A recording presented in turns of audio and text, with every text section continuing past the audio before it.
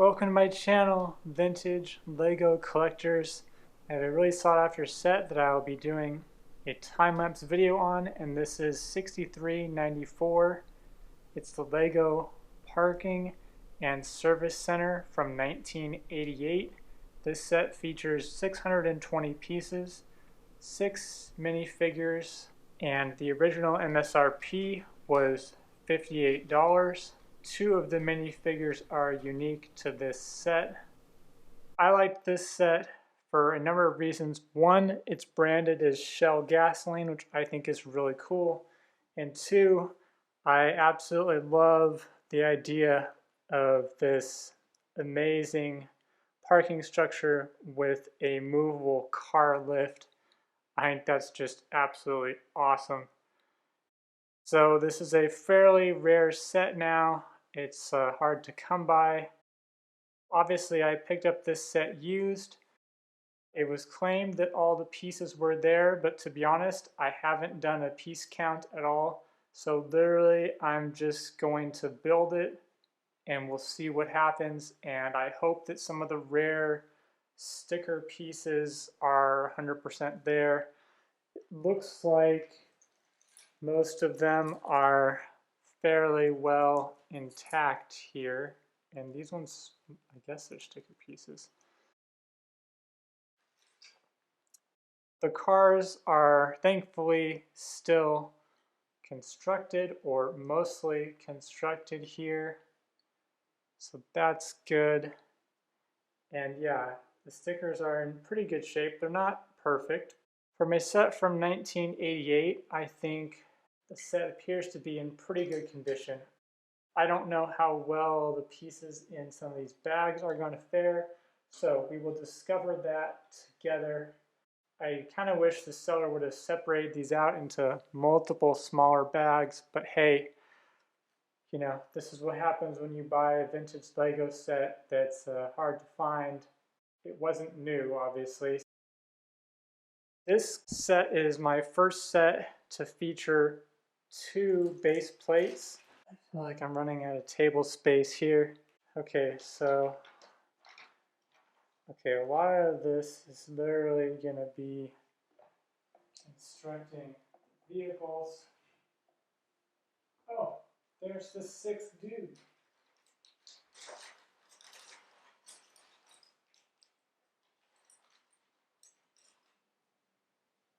What's up, bro?